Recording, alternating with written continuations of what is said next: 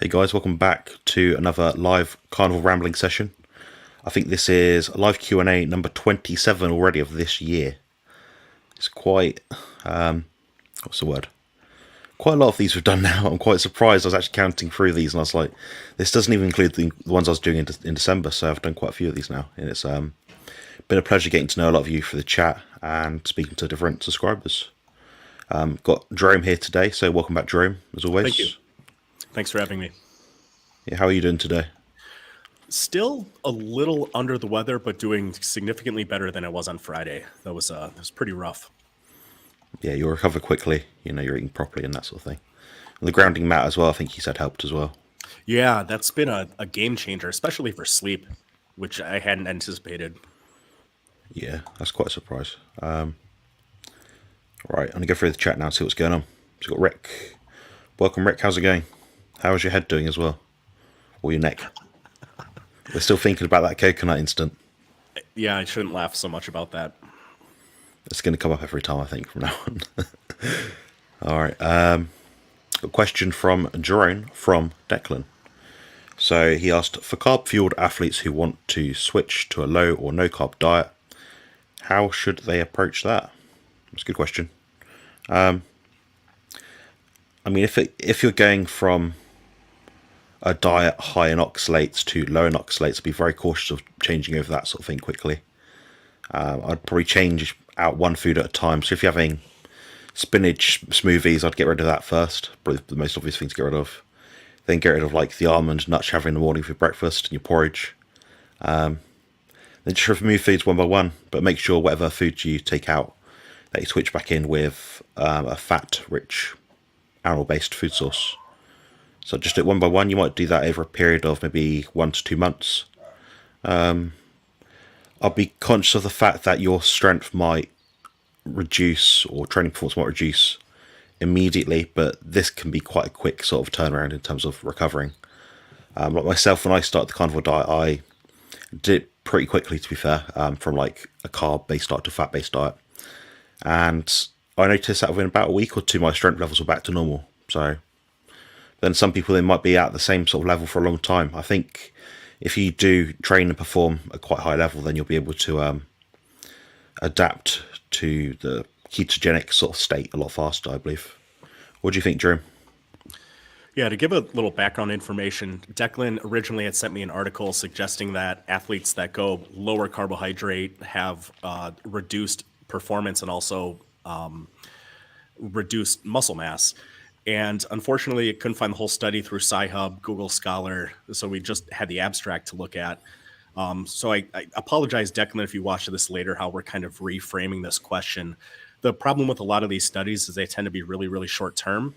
The one long-term study I'm more familiar with was Finney and Volek, and they looked at cyclists who were carbohydrate-based versus fat-adapted. And the fat-adapted cohort had been on a very, very low ketogenic diet or very low carb ketogenic diet for, I think, about a year. So I kind of posed this question to Jonathan, and I'll give my thoughts here, and I would love to hear what you think.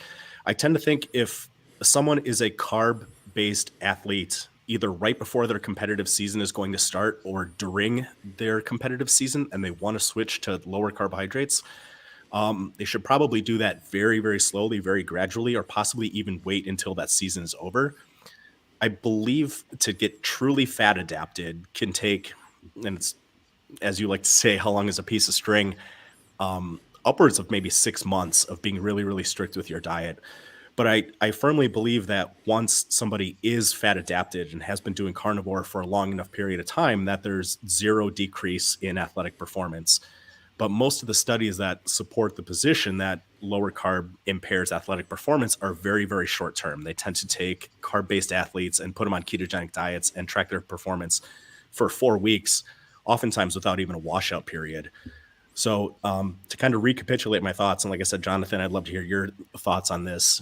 If somebody was a carb-based athlete in the middle of the season, I would probably keep their diet the same until the season is over, and then gradually over 1 to 2 months, work them down to a pure carnivore diet and see how that goes all the way leading up to their next competitive season.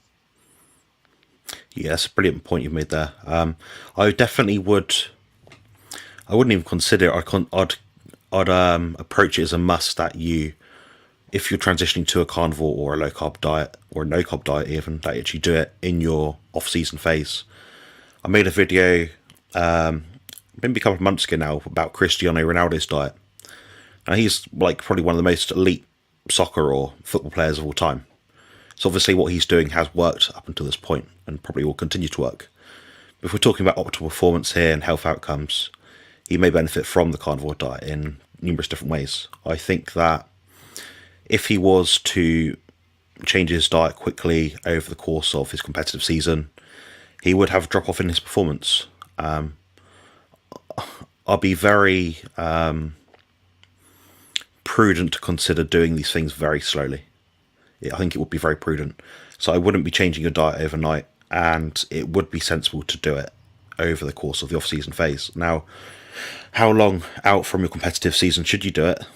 I'd say as far as possible. So if, for example, over, for example, the Christmas sort of period, maybe you have a 2-month sort of gap, maybe a 3-month gap where you're training, you're sort of still keeping fit, but you're not actually competing in an athletic performance event, then you might actually start then. So you say it's from November to January, February time. Come November the 1st, you might actually start the transition then. That's probably when you start the diet change. I think a lot of elite athletes are reluctant to try it because when we look at these people, they are elite already. They've already done a good job and they've been successful in their field already. So it's always tricky to say to someone that has done such a good job that they could be missing out potentially on a different performance benefit. I know the performance benefit I've had is that I no longer have to have multiple meals before the gym. I can train on one small meal in the morning. I just maintain good hydration, and I'm not having to sort of get fuel into me throughout the day. My blood glucose is more stable, so I'm more fat adapted. I've got this giant reservoir that I can access at any time of body fat to use as fatty acids to oxidize and use for energy at any point that I need. So it's really handy. But yeah, I think, like I said, people will be very reluctant to transition to this sort of diet if they're an elite athlete, and I'd definitely be thinking carefully about doing it in a short transition. Very good.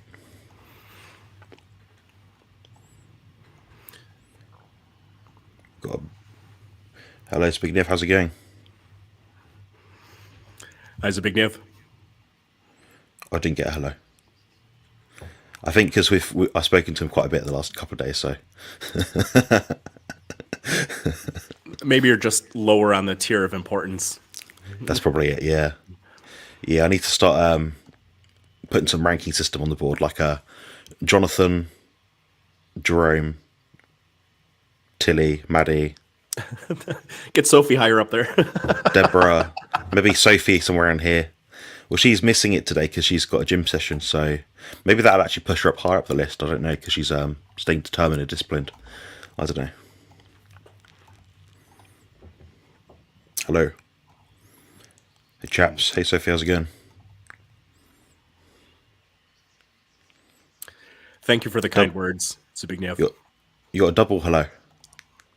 That's good. That looks like my mum's name. Probably is my mum.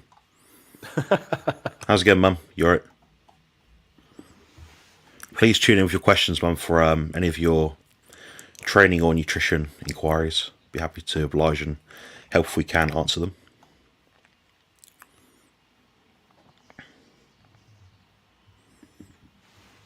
Feel fine, but I'd get a scratch from an iguana over the weekend. Yep.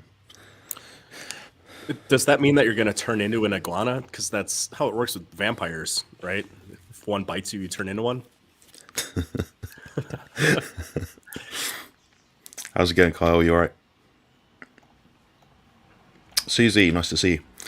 I noticed reduced athletic performance for about 3 weeks after transitioning to keto. No reduction transitioning from keto to carnivore. Yeah, the main thing with keto to carnivore is not so much the fatty acid chain, the energy substrate change that you're using during athletic performance. It's getting rid of the foods that you don't need. It's all the keto snacks, artificial crap basically, and all the plants. I think you've probably done it the right way. I think most people should probably go from standard Western diet to paleo to keto to carnivore. And that's, over a period of a couple of months probably. It's probably the best way to do it. Good job. Carl asked, question for Jonathan. That's me. In the comments of your protein video, you answered a question about your macros. You said 50 grams of carbs. Where did you get the carbs from? That's a good question. I also said in that video that the 50 grams of carbs are from animal food sources. So it's eggs and dairy. So I'm probably drinking half a litre or more of milk each day, probably sometimes more. Cheese, eggs, whey as well has a small amount of carbs in it, lactose, it's different stuff like that. It always terrifies people when I say I'm eating 30 grams of carbs, but they don't realise how much dairy I actually eat. When I was doing a carnivore bodybuilding competition, I was having like Greek yogurt and stuff, and that put me at like 75 grams of carbs some days. It always freaks people out. I haven't died yet from it. And that's spaced out over, you normally eat 4 meals a day, usually. So yeah, really you're looking at 8-9 grams of carbs a meal. It's not going to do too much. Yeah, something like that, really. It's you can test your blood glucose if you're concerned, but I think at the end of the day, what you put into your body is what's going to be using for the most part. So if you're putting in a diet which is, I don't know, I'm trying to think what I'm doing now. Maybe like 70% fat I'm probably at right now. If you're looking at, percentages, maybe 5% carbs, and what else is there? Protein. So 30, 25, I don't know, 25% protein. So yeah, your body's going to be using about 70% fat for energy, 5% carbs, and a small amount, of course, for protein through gluconeogenesis.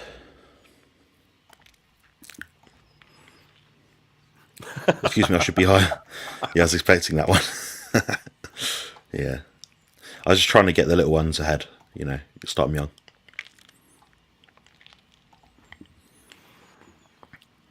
Yeah, Maddie screamed. So Maddie's probably went to bed at about 45 minutes ago, approximately.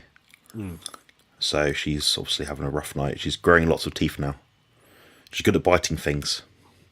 So if I fall asleep on the sofa at her house, on my side sort of thing, I'll have like 20 pillows propped up against me sort of thing. I'll just have my hand hanging off the edge, and she'll be like sort of biting them. I'm like, ow, it'll wake me up on my feet or something. She bites things, so I'm very much aware of the teething issues. I remember those days. Yeah. It's me, I'm fine. It's Mum. It's good to hear. I think my mum's actually looking, I said she's looking, I think I'm looking for my mum to start doing some resistance training at some point. Excellent. Yeah, she's had hip surgery now like 6 weeks ago, roughly. I think we could just develop some strength, so she's got that robustness, so yeah, down the line she can sort of deal with knocks and falls, but easier if it does happen. Meat more meat now, and animal-based food, yogurt, cottage cheese, less plant-based foods. Yeah, for my family, it seems to be like the dairy is a bit of a mainstay in our diet, definitely. My mum went to the market today in Christchurch, which is a town just down the road, and I think she must have bought about 1.5 kilos of Jarlsberg cheese. And it was only £5, Jerome, like $6 or something stupid.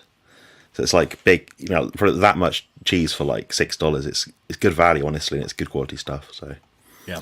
Yeah. I was smiling and laughing because I'm a huge fan of cottage cheese, but I don't think that would necessarily cause me a lot of issues, but I have a hard time having anything reasonable in terms of portion. I could buy a big 2-pound tub of it and have a big enough spoon and just put it away and not think much about it. Yeah, I can't deal with cottage cheese. It's like the one dairy food I just can't do. Like I can eat maybe like 150 grams of it, so like a small amount, like a few tablespoons. But more than that, I just don't deal with. I think it's the casein component. It seems to bloat me out a bit. I don't know. Yeah.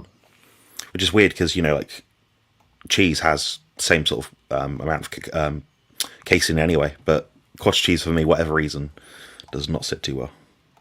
I wonder if the higher fat content in regular cheese maybe slows the absorption a little bit. Just guessing. Maybe. Yeah, it could be that. Yeah, cottage cheese has a little bit more lactose in it and a little bit less fat, but who knows? It could well be that, yeah, or even the texture of it. Sometimes, like the way the food itself is actually processed, rather than the breakdown of the food, is probably could be more important in some cases. Who Very true. knows? Oh yeah, Carl, the milk. Yeah, loads of milk.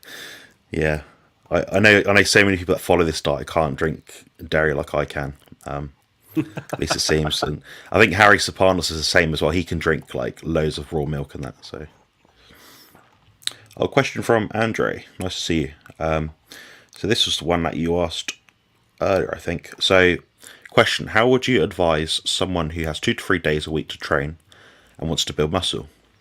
Any program or routine would you recommend in my case? Thank you. So, Andre, so Jerome and I kind of discussed this earlier because we were aware that it came up as a question. And I think we've got the same thoughts on it. So, what did you say earlier, Jerome? Yeah, I would recommend Big Five, kind of body by science type workout, but basically a full body workout focusing on your compounds, horizontal push and pull, a vertical push and pull, some kind of compound leg movement or a hip hinge. Do that 2 to 3 times a week as just a starting point and stick to that hard for 12 weeks. And after 12 weeks, if you're not making progress, then you could look at either reducing it down to twice a week or possibly having a consultation with Jonathan. But if you're still making progress at 3 times a week, don't change a thing and do it for another 6, 8, 12 weeks. And you don't need to change until there's an impetus for change, until something's not working right. But just pick some basic full body routine, work it 2 to 3 days a week, 3 if you can tolerate it, 2 if 3 might be a little bit much. Work those sets as hard as you can, train as close as you can to failure, and be consistent and track that for a long enough period of time. So I would just say Big Five exercises. And if you want to throw in a set of bicep curls or tricep push downs or lateral raises or something else, by all means, throw it in. But based around the Big Five, 2 to 3 times a week, 2 to 3 sets, push as hard as you can. And if you're not making progress after a few months, then I would look at probably booking a consultation. But you need some frame of reference, and you need enough consistency to be able to tell what's working and what's not. So any workout routine that Jonathan or I or anybody recommends is always a starting point. And if you do it long enough, you'll always have to make some adjustment at some point. Jonathan and I still make adjustments in our workouts based on what we're trying to accomplish or how our body responds. It's a continually ongoing process, but any routine that you have should probably be followed as closely as you can for at least 4 to 6 weeks so you can kind of gauge its effectiveness. And then you make a small change and you see how your body responds. Yeah, I want to emphasize the consistency aspect of what Jerome just correctly said. So, you're looking at what you're going to do over a long period of time. Now, bear in mind, people like Jerome and myself have been training for a very long time. The best results we've had are when we've actually either been a complete novice, which might be yourself, like an amateur novice sort of thing. So then you're going to get newbie gains. But then past that point, the best results we've had is when we've tracked things meticulously, we've been dedicated to the cause, we've stayed on plan, we've been consistent, we've not taken weeks off the gym at a time, we've measured everything we've done, we've identified the weaknesses in our training, we've been critically analysing things we've done from week by week. We've made the adjustments from that point. You don't need to make as many adjustments as what people say or believe. And I think that one thing that I think probably caused a lot of the issues we've had, at least in the past, in terms of the misconceptions of bodybuilding, is that we need to shock the muscles. You're right, you do need to give them a novel stimulus, but we don't need to shock them in the sense of using a different exercise. There will be exercises that we will be using the majority of our training career. Myself, I don't like very many, if any, dumbbell movements. I find for me they're just problematic for what I'm trying to achieve. There are some pro bodybuilders that use dumbbell movements for most of their chest workouts and back workouts. So, you'll find your own way, I think, eventually. But the only way you're going to know that is if you stay consistent and find what does and doesn't work. And the more consistent you can be, and the less often you adjust one tiny variable, the better you're going to be able to see how you respond. So if everything is exactly the same for 12 weeks, 3 times a week, 3 sets an exercise, if you notice your progress is slowing down or it stopped, you could either take that down to 2 times a week or you could go down to 2 sets. I probably wouldn't try and adjust both at the same time, because then you don't know which one is having the more profound effect should you start seeing progress again. So consistency is going to be your best friend. The more you can stick to one particular type of routine, the same movements, try and keep everything as close to the same as you possibly can. And when you stop making progress for a couple of weeks, 2-3 weeks with no strength gains, no increase in time under load, anything like that, then you can start looking at manipulating the other variables. Yeah, perfectly well said. Excellent. So, I think this would be an ancestrally devised answer to this question from what I'm going to think right now. So Rick asked, how can I better understand the addictive properties of carbohydrates? Personally, I could eat 5 bananas and not want another for months. Some people get hooked. Yeah, some people do get hooked. We see a lot of people in the carnivore community, at least. One guy I can think of right now, he loves the fruit. He absolutely loves them. 300-400 grams of carbohydrates a day. That's hard to eat, guys. You know, with that 300 to 400 grams of carbohydrates you're having from fruit, I'll just say blankly sugar. That's a lot of water that's coming with that. You know, you can have a bloated stomach, I think, and it's not. Especially if these foods have a lot of fibre in them, it's going to be problematic for your gut health. Just as an outline of what we're talking about here. Now, I think with fruit, they are something we, in certain regions of the world, historically would have access to. But these sort of things were few and far between. We haven't been cultivating these in the sense of a modern day society for very long in the grand scheme of things. I mean, we've been doing it for maybe 10,000 years now. The intention of that is to increase the sugar properties of the food, decrease the fibre in some cases, and reduce the anti-nutrient load of individual fruits. I think that some of these things, people like yourself, Rick, I know that you have a high fat diet. I know you cook your chicken and ducks and beef and Iguana. lots of lard, tallow, you know, loads of it. So your body isn't absent of that energy substrate source. Now, people that would historically have fruit, that would go wild for it, it'd be a food source that they're having a critical point in their sort of timeline as a hunter-gatherer where they're missing food. So if they know that fuel source is there and it's instantly available, they're going to go straight for it over and over again. So we know in, for example, the Maasai tribes, if they were to, was it the Hadza tribes? I can't remember. One of the tribes, basically, they would find honey in trees and bushes sometimes, and they would seek it out, and that was their favourite food. So we know, you know, there is an addictive kind of side to it. I think the thing is, it lights up parts of your brain in such a way which really stimulates that dopamine response. Someone like yourself, Rick, that's been eating a meat-based diet for such a long time now, that can be quite a weird thing to do. These things, I mean, it comes down to if you're an abstainer or a moderator. I mean, I'm someone that could get addicted to these foods, so I have to avoid it. Now, someone like Sophie, who's in the chat right now, she'll be abstaining from these foods. She'll be moderating these foods. I'll be abstaining from them. She can have a square of chocolate. I'd have to eat, even though I know it will hurt me, the whole bar. You know, it might come down to personality as well, I think.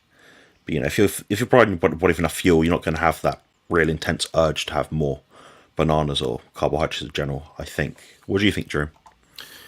I suspect that people that generally have ancestors from more cold weather climates probably have a stronger signal to eat carbohydrate in large amounts when given the opportunity. The high degree of Randle cycle activation that can happen with eating a lot of carbs and fats at the same time is a great way to put on a little bit of fat before winter and make surviving a lot easier. When a certain doctor started advocating honey along a meat-based diet, I tried implementing some, and I found that, at least for me, one spoonful of honey just drove me kind of crazy and made me want to just shovel away carbohydrates. And I ended up rationalizing a lot of poor food choices, saying, no, I'm just going to have a shit ton of honey right before I go to the gym here, and then I'm going to burn it all off. And it ended up just triggering this powerful drive to eat carbohydrates in me that, at least for me, I do much better completely abstaining.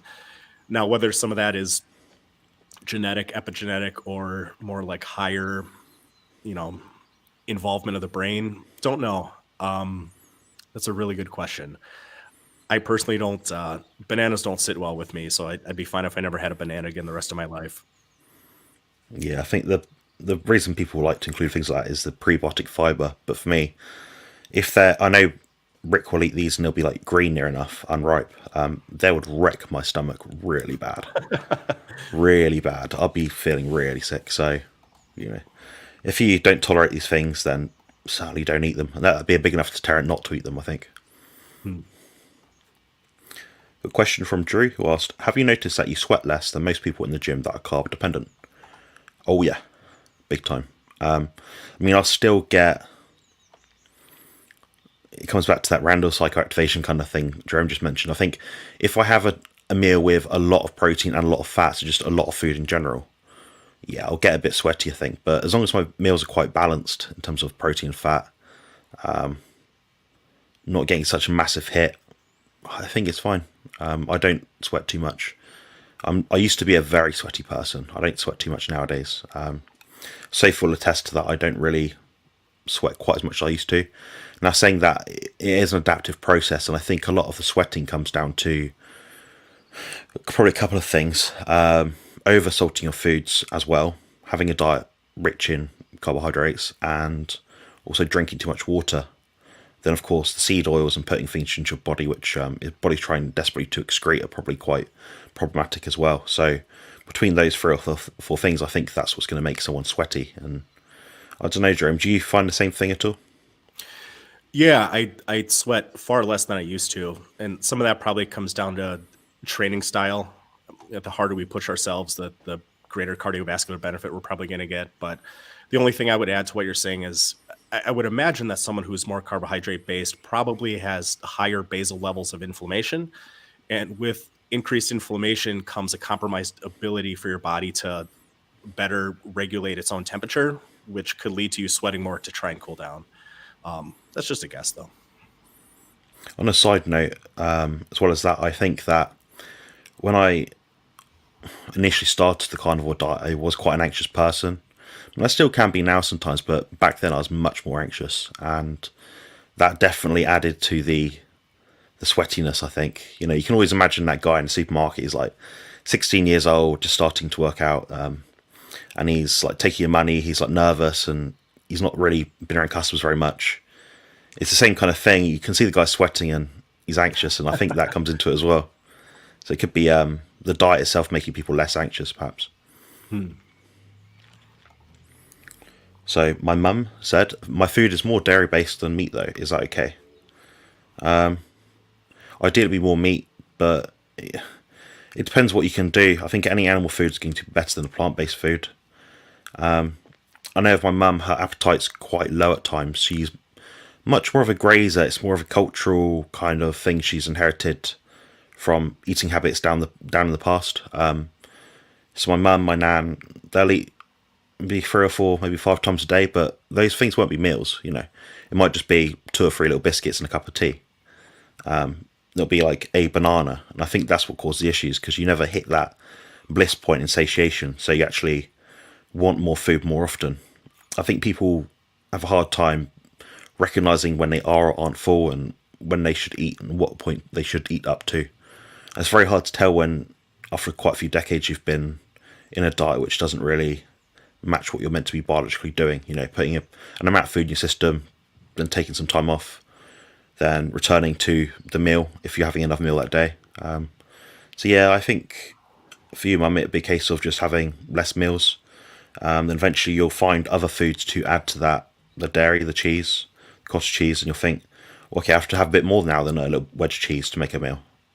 Then when you do that, you'll eventually get to a point where you don't have to eat so frequently, but you eat enough that you hit your requirements within a given day and time period. What do you think, Drew?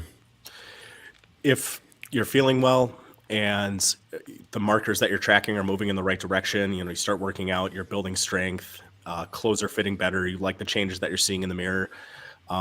If it's animal based and it's a little bit more dairy compared to a little bit more meat, I don't see a big problem with that.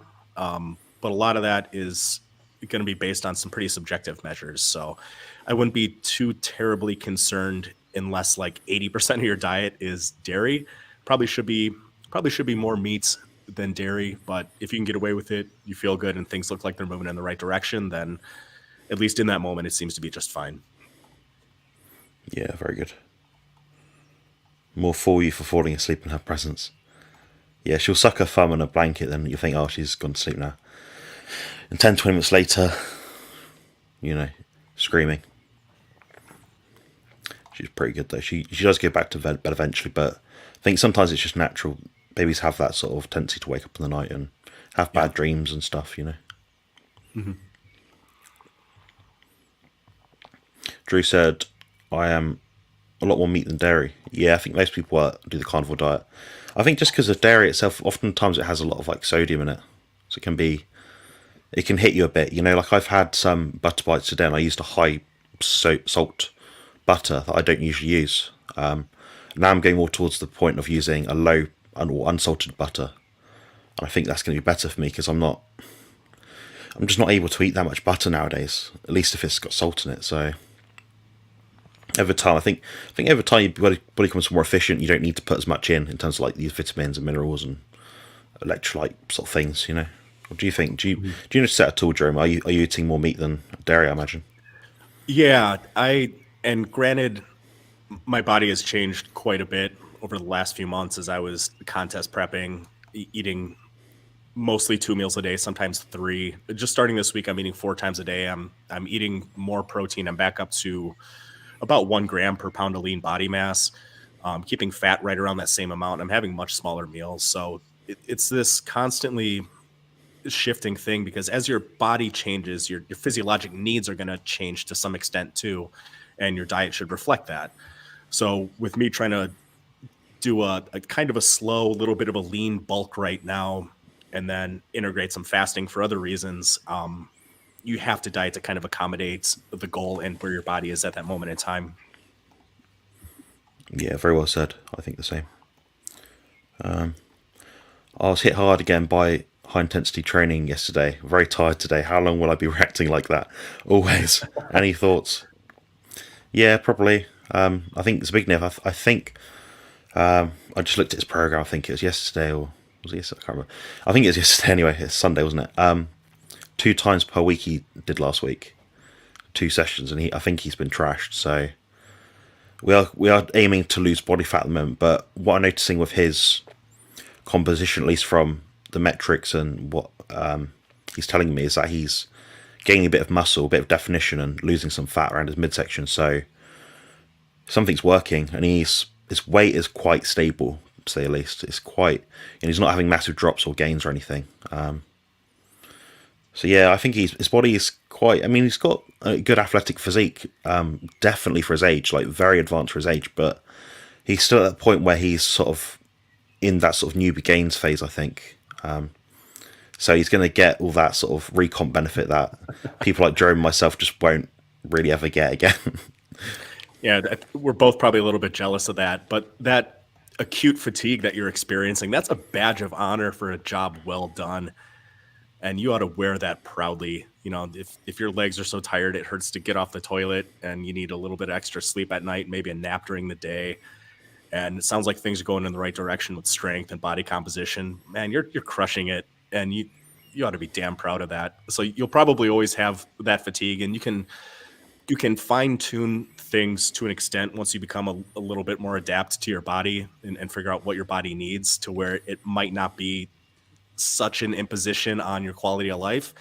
But enjoy that. The harder you push yourself, the more you're sore, the deeper that fatigue is. That's something to be proud of, because me and Jonathan are proud as hell to hear about that. Yeah, I think what we'll probably do is I'll lower his training volume. I've been conscious of making sure he's got good exercise technique if he's going to be applying these HIIT principles. So I've had him not on a high volume program, but on a program which is 2 sets mostly.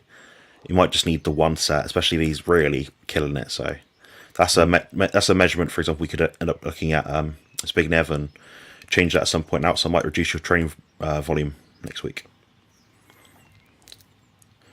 Ricotta is a good one too, not clumpy like cottage cheese. Yeah, I've only ever had that in the days when I used to eat like tortellini shells, the filled pasta. I never really had ricotta on its own though. It's interesting. What was that like? Is that right?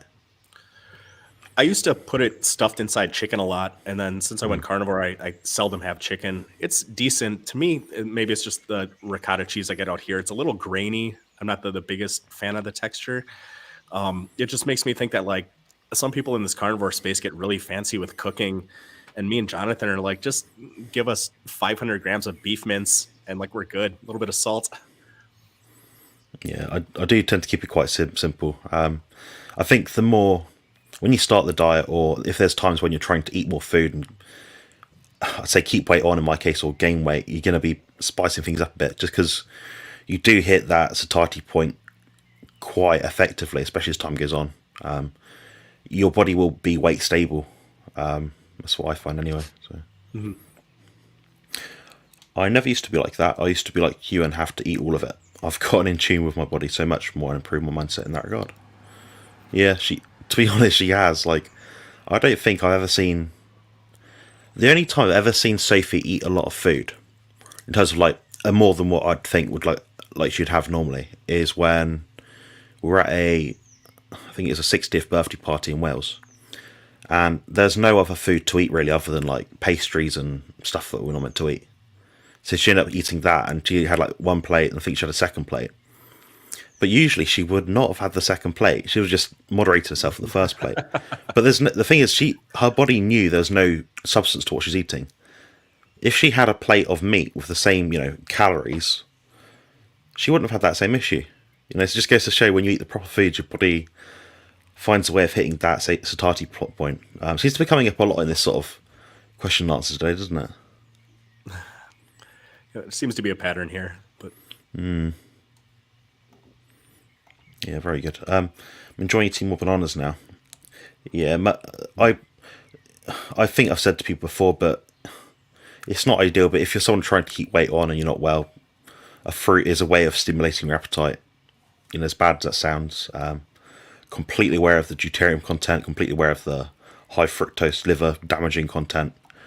But if someone's losing weight or there's a concern that they could lose a lot of weight, then eating something's better than nothing. And that's what people would do ancestrally in the past, times of famine or starvation, they would eat these foods because they're available when they couldn't perhaps hunt for an animal. So it seems quite compatible with what we'd do in the past. But obviously now we have more accessibility to all the proper foods, but it's getting it in that's tricky sometimes. And people aren't. My mum's not a fat adapted person. She's not been following a carnivore diet sort of thing.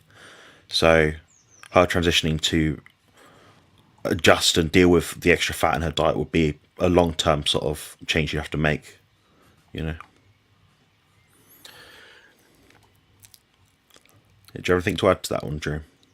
I was just going to say that we need to keep healthy or unhealthy foods. It's not so binary. I tend to think it's a spectrum. And if you're going to have some carbohydrates, fruit is maybe one of the better things that you can have. And 100%, sorry, I'm 100% with you too. Like my daughter is thin as a rail, and I try and not necessarily put weight on her, but she has fatty meat and she has a little bit of fruit with every meal and some dairy. So it's not the worst thing contextually. Yeah, I think the same. Like Tilly, for example, we have an order of priority for her when she eats her meals. So she's 5, nearly 6 years old. She'll do the meat or the protein portion first. I know I've said this on the channel before, guys, but some people might be listening in now. Then it'll be maybe the salads, like the cucumber. Maybe she might have carrots sometimes. I don't know. Then it'll be maybe like some fruit. Then if all that's good, then she might have a little dessert. So it might be a small pot of jelly or a yogurt, like a fruit yogurt. So not like a specialist yogurt, protein yogurt, but usually a fruit yogurt. And after that, she's usually stuffed, in which case she'll go back to the protein again. So, she knows where the good food's at. Yeah. But it's very hard for a little one sometimes when they've, you don't know what they've been eating throughout the day, especially when they're at school. So it's hard to sort of judge how much they need. My daughter's the same way. She eats her meat first, then usually drinks her milk, and then has maybe half an apple with dinner. It's rare she finishes her whole entire dinner. Yeah, it's great. Yeah. There's definitely a sweat difference from when we first met with a high carb diet compared to now. Yeah, I noticed that. So I know when I first got Sophie, I was having I was basically in my binge period. I was feeling pretty rough, and It didn't last that long, to be fair. I think as time has gone on, like anytime I've had like more food than I normally would and the wrong foods, it's been less in duration. Like nowadays I can have 1 or 2 meals a month, but back then it might be a week straight, you know. But yeah, the sweat difference now is night and day. I mean, sometimes I'm having the fan on at night, but I find that the cold temperature kind of helps with the headaches I sometimes get if I've been quite run down, not slept well. My body doesn't regulate itself very well. But generally, yeah, generally I'm not sweaty as I used to be. So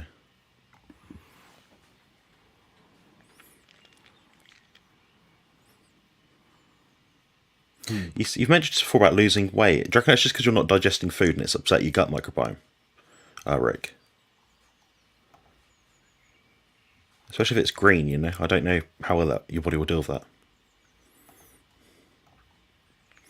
Good day, Sharon. How's it going? Oh, that's not. Yeah.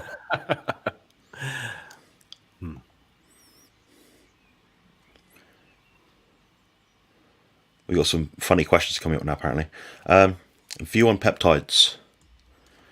I think endogenally produced insulin's good for you in the right amount.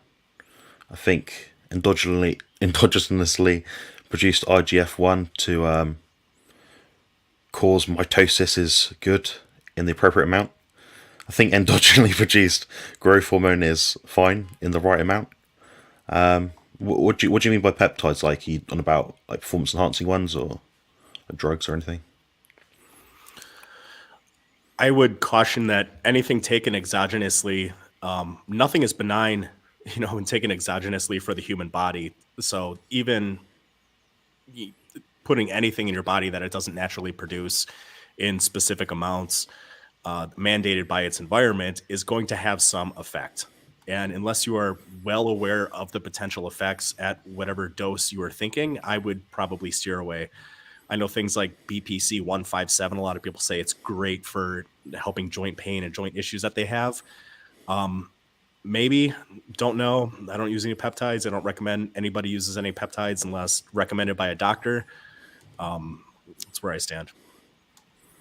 Yeah, perhaps give some more detail, Ian, of which ones you mean. Maybe even then, I probably wouldn't recommend them either. To be honest, a few times a year he eats bananas apparently, but no fruit this year apparently. Okay. Well, when the fruit is quite literally trying to kill him by falling out of a tree, I don't blame him. Yeah, it's enough to tear in itself, isn't it? Fruit is trying to kill you. Anthony Chaffee, version 2. You'll need to tell Dr. Can you imagine that presentation? You'll need to tell Dr. Chaffee that story. I will actually, yeah. If honestly, remind me in a month or so when I speak to him, it'll be good. Sure. Will do. Yeah. Mum said, "Yep, bigger, fewer meals that are satisfying, less like to graze." That's completely true. So I can say my mum, if she's eating a few times throughout the day, like little bits of food. My stepdad, he's never ill and he eats 1, maybe 2 meals per day. The one meal he does have a day, if he has one meal, is a solid meal. It won't be like a carnivore meal, but it's healthier than 99.9% of people eating other foods. It'll be often potatoes with gravy and meat, and no vegetables usually. He doesn't like veg, so he doesn't eat salad or any of that sort of stuff. It'll be potatoes or something. It's quite innocuous. So yeah. Oh yeah. Question: blood work done a couple of weeks ago after being ketovore or carnivore since September of 2022. My bioavailable testosterone is very low. Any thoughts on how to increase it? First time checking testosterone. What do you think, Drew? First thought is it's probably going to take a couple of tests to determine, where your testosterone is actually at. Something like having a good night's sleep or a bad night's sleep can have a radical effect on that number. And I think diet, and I know you eat pretty clean, absolutely can have a profound effect too. So I'd probably get another test, at least one more test, but I know that might be a little expensive. But there's a good chance, it might be exactly where it needs to be. If you look at someone like Sean Baker, I think his free testosterone actually registered relatively low on the normal end of the scale. But Sean is obviously a world-class athlete in what he does. So unless there are other effects, losing muscle mass, generally more fatigue, some brain fog, loss of libido, unless those are there too, I would say whatever your testosterone is at, unless it's egregiously low, is probably fine for your body.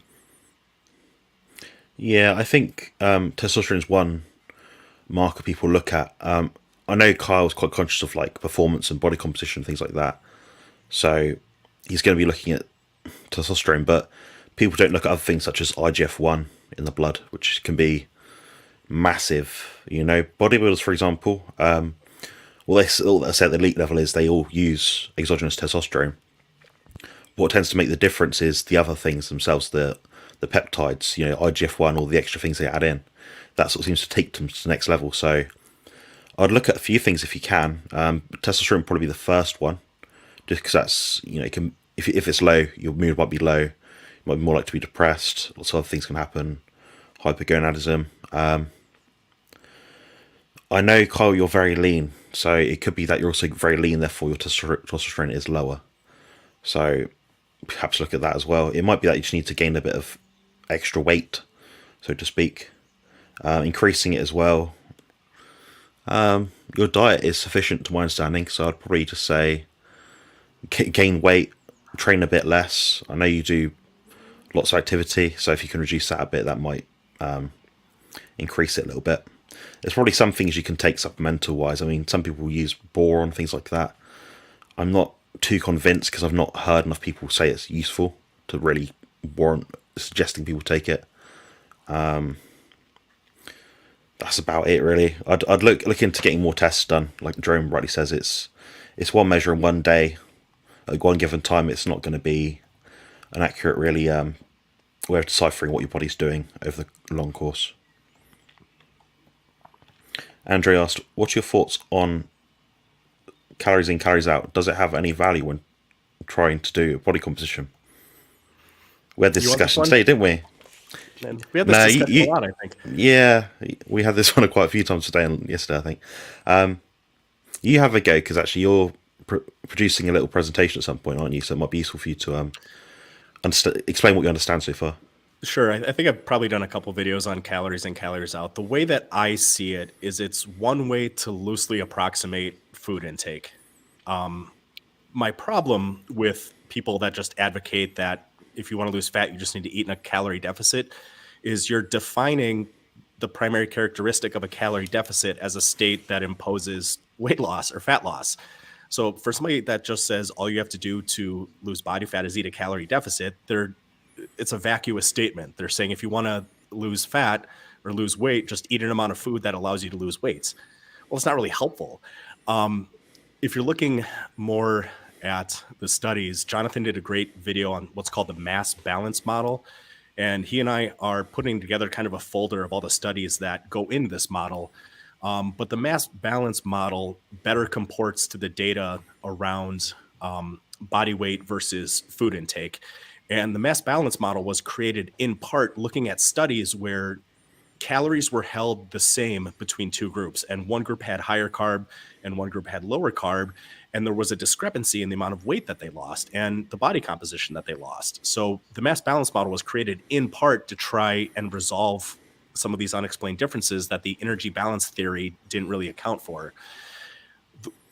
In looking at calories, I could tell somebody, okay, if you eat 3 pounds a day, just take that down to 2.5 pounds of food a day.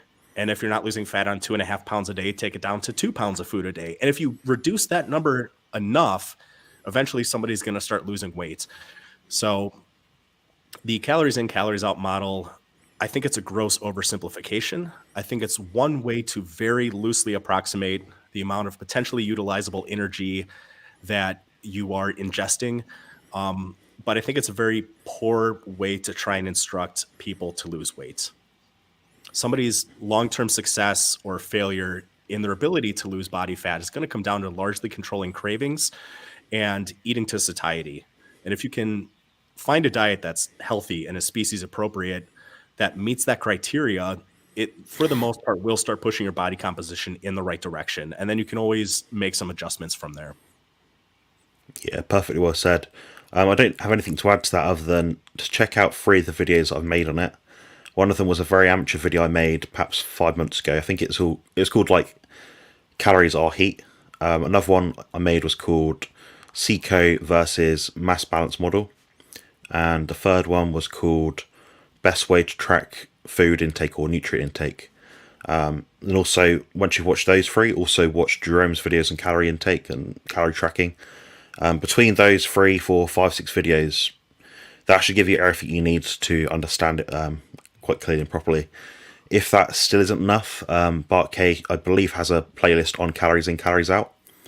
So you've got plenty of resources there to understand what is the best measurement, why calories in, calories out is bad, and what you can do about it and how you can apply that to your body recomposition goals.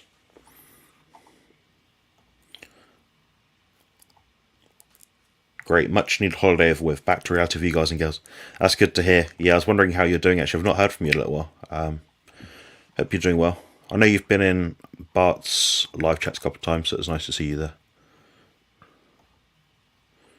Jonathan, have you ever tried heavy cream in your protein shakes in place of milk, or mix half and half? Be some good. Oh yeah, yeah. I have done it quite a few times. I must admit, it does taste quite a bit better. The only problem is, Sophie and I tend to buy lots of raw milk, and I like to drink that because that sort of thing goes off quickly and you pay a lot of money for it. So I'm conscious of getting through that as I can. So usually from the freezer to the fridge, drink the bottle, so on and so forth. But I have added heavy cream in the past and it tastes good. It's got less lactose in it. I'm just keen right now on getting all the most wholesome foods in I can, So the raw milk I know is not going to be as denatured in terms of the protein content. It's going to have more micronutrients and things that are beneficial to my body, but heavy cream works just fine. Would you ever try making my protein shake, Jerome, for the maximum anabolism? Oh, absolutely. If I had the requisite ingredients, I would, especially now, trying to put a little muscle on, I would absolutely try that. It'd look delicious. Yeah, one thing I do want to mention is, not to be forgotten, is you do have to use a pink or a purple straw. We need to. Lambs actually commented in that video. We need to make some sort of video, or I need to discuss the most anabolic colours to try and underpin what is more appropriate and what isn't.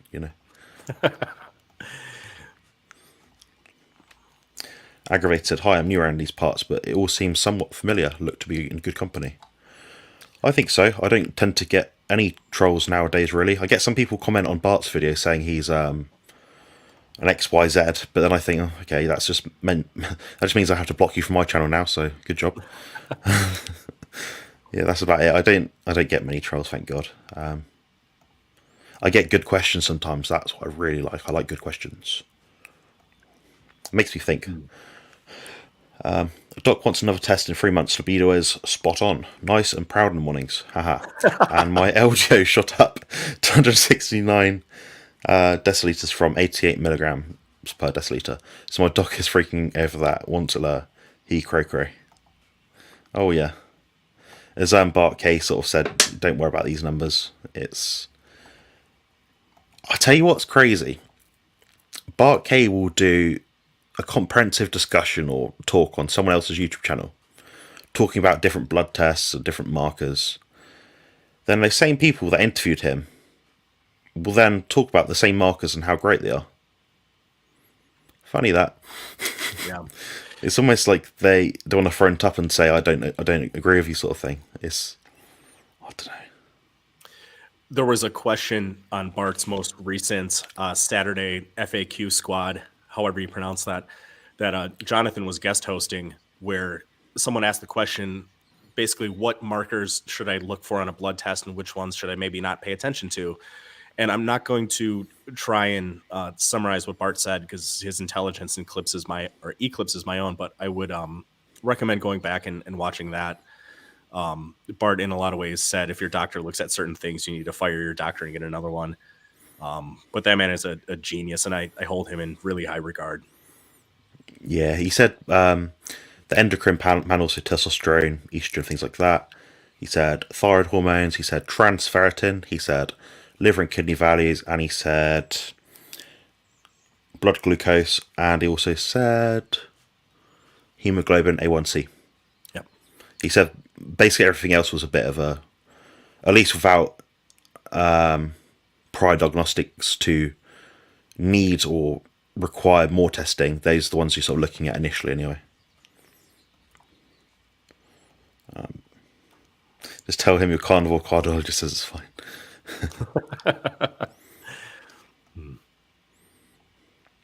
Yeah, Andrew, good luck. Put them in a playlist or something, watch them over and over again. I think it makes sense. Basically, if you don't have the energy to watch them, look at the mass balance model, adjust your macros, ideally count the labels of the food you're eating. Ideally eat the same food source, go to the same shop, buy the same pack of beef mince, the same fat levels, same eggs, same size eggs, same cooking methods, all the things that you can keep the same, and that standardize everything. Then, like Jerome just said, just lower something, see what happens. So it might be, if you're trying to lower the fat, you might effectively lower the butter intake that you're having, or use a leaner cut of beef. It's literally that simple. But if you want to understand it better, just watch any of the videos. And just to piggyback on what Jonathan was saying, a lot of times when like me or Jonathan will prep for a bodybuilding show, I imagine, Jonathan, correct me if I'm wrong, you probably have basically the same foods at the same time every single day. And then instead of taking out entire meals, you're just skimming really small portions. So every couple of weeks, you might take out 100 grams out of one particular meal, or you might, 12 weeks out, you might go from 6 butter bites a day down to 4 butter bites a day. And you're taking these really, really, really small adjustments that over time cause significant changes in the body. But again, it's built on that consistency and adhering to, the rigid discipline and precision that comes into that lifestyle.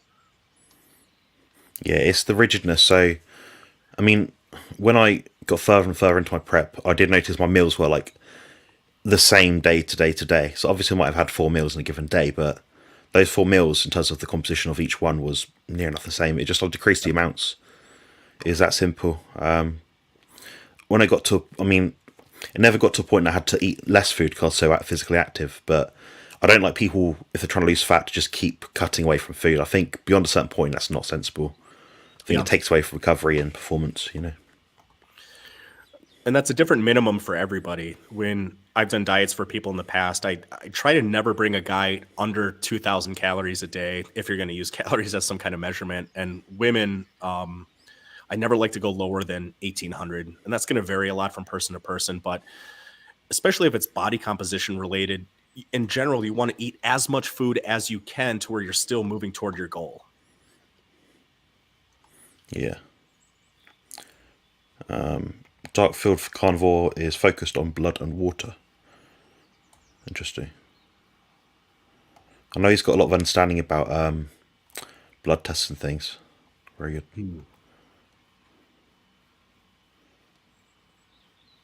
I don't know what that is.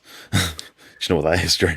No, I'm having bad memories of microbiology in college. Spirochete it's just a corkscrew shape of certain cells and certain organisms, I think. But okay.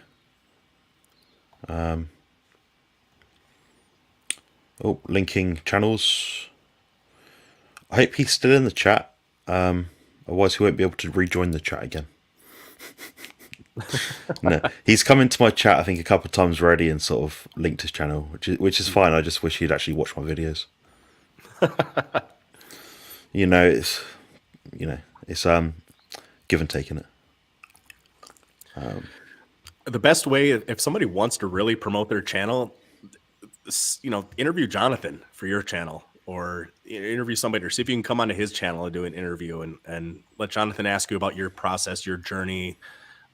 There's a lot of value in people's stories, and then you'll get a free backlink to your channel, and it's good for everybody. So it's the route I would recommend taking. I think it does. Yeah. Like on this channel, I'm all focused now on body composition, and a few other sort of niche topics that I have personal interest in. But at the moment right now, it's all the body composition stuff. And I know Carnivore Kip is trying to lose a lot of fat. So good stuff. Mm-hmm. Question: do you guys see benefits of performing a drop set or rest pause set when training with low volume, 1 or 2 sets per exercise a couple of times a week?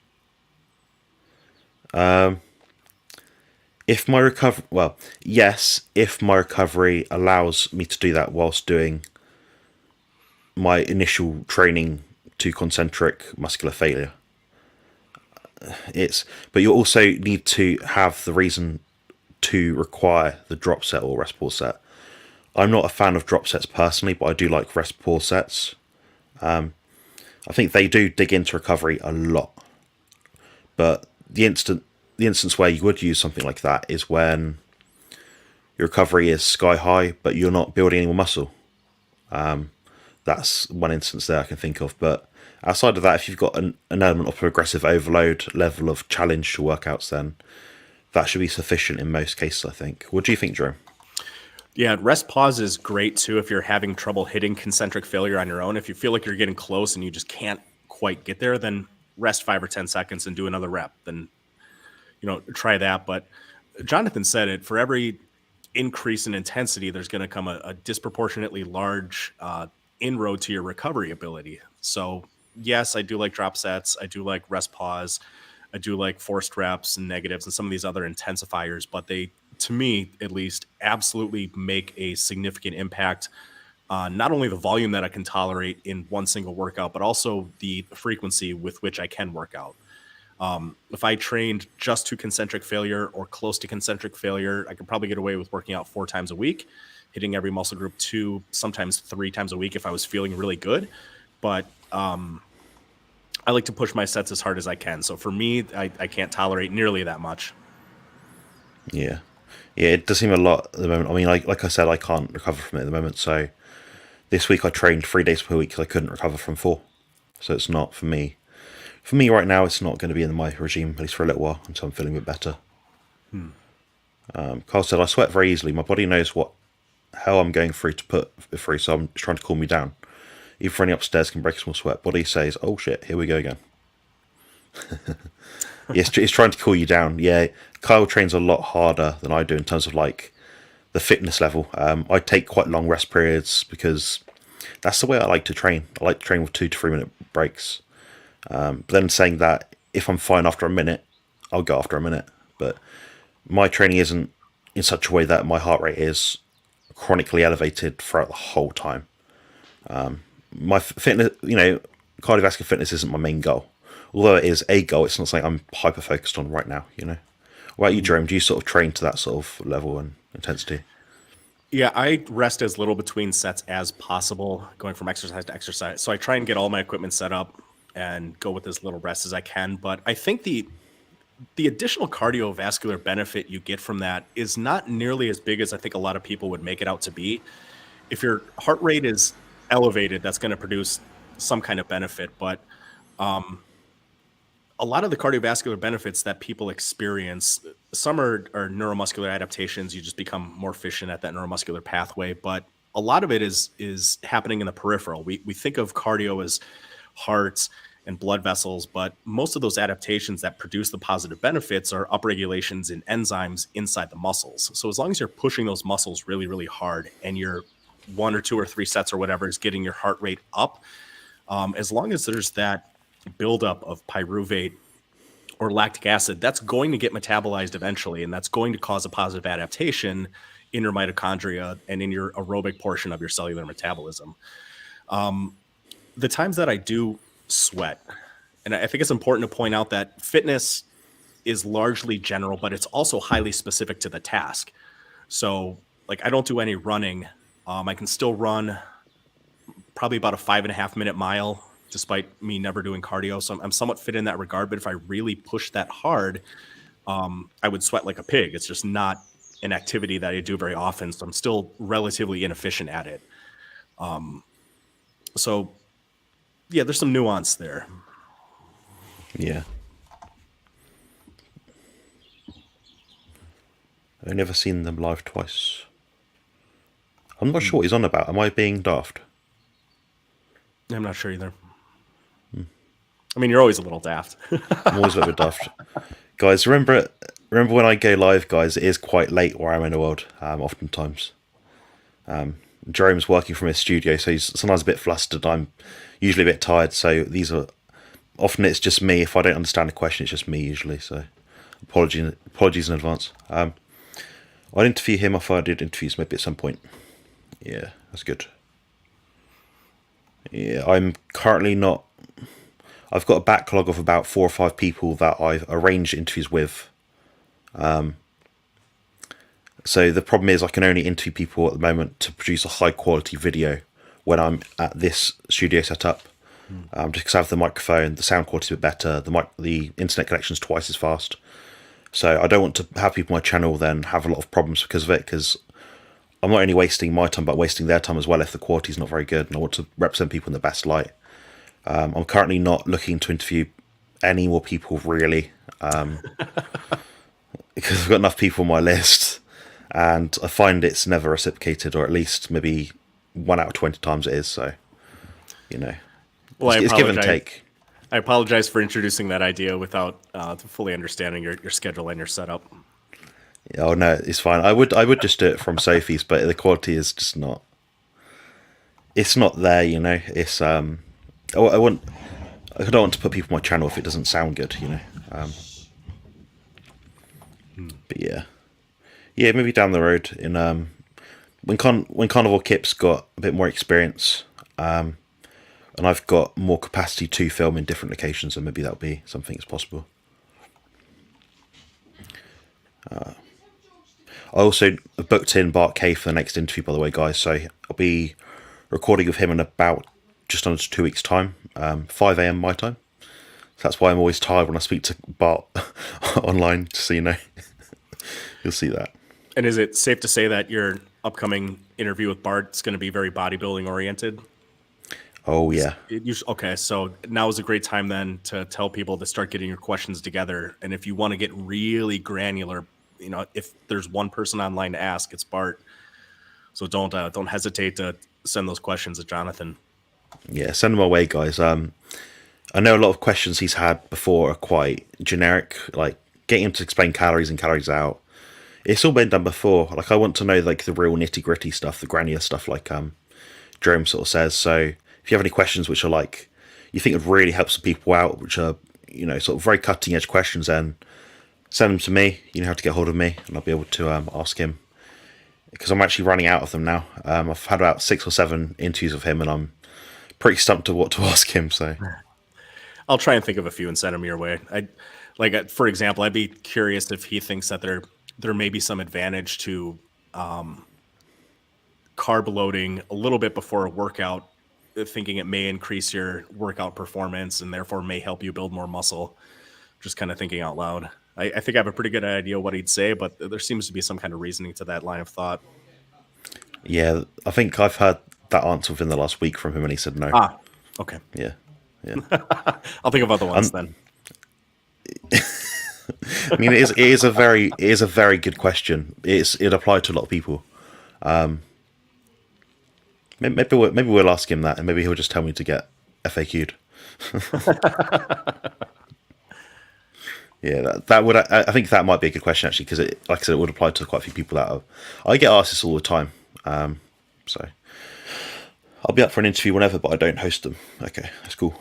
No worries. I've only seen that word again twice in live. Sample freaks the host out big time. Is it a concert or something? Am I completely lost? I'm a little bit lost too. Like I said, I might even be using the word in the wrong context. I did a presentation on syphilis in college microbiology, and I know it had a spirochete shape. And that was one reason that, never mind. I'm just going to go down a rabbit hole that I'm probably not even speaking in the right context. So I'm just going to cut it off there. Big words. I'm just a humble Englishman that's 27 years old. I don't know big words like that. So. It's tick-borne disease that brought me to the carnivore diet, so I've been a bit of a dark field footage others have done on their blood, such as inaccuracies of blood testing. Oh, it's bacteria. Okay. We know what's going on now. Yeah. We're only an hour in, but we finally now know what's going on. So that's good. Yeah, that's good. At one point today, we actually had, I think, 18 people in the live chat, so that's quite good. I'll keep it in the back of my mind for the future. Yeah, very good. Carnivore Kip, I'm not sure, but you might be interested in speaking with Bart K, like having a interview on his channel. I think he'd like to speak to you, perhaps. He's always after different like stories and anecdotes from the carnivore diet. So approach him if you can. Leave a comment in a recent video. Go on a live chat, go on a live Q&A, send him a message, send him an email. If you're interested, he'll probably be happy to talk to you. Might give you some more exposure as well. I know you've got a good channel, so it'd be nice to see you get out there a bit more. There we go. I can pin something now. There you go. Pin message. Hit the like button. Subscribe to Jonathan and Jerome's channels. Yes. I believe your channel is in the description, I believe. Yes. I hope so. It is. Yeah. Thank you. Yeah, I've had to copy and paste these in now just to make sure, because I'm quite bad for writing out descriptions a lot of the time. It's like the one thing I forget, you know. There we go. I think that's about it, guys. Jerome's probably bursting to go to the toilet now. Always. I'm gonna probably have a lie down and chill out for a bit. But leave a comment in the video if you liked it. Leave a comment as well if you have any questions to be directed towards Bart K around body composition, training, nutrition. Not calories in, calories out. I think that one's been done to death now. I can always redirect you to his videos if that's helpful, but I think that one's done now. So Yeah. anyway, thank you very much, and thank you, Jerome, for joining me today. Thank you for Have a having good me. evening. You as Cheers. well.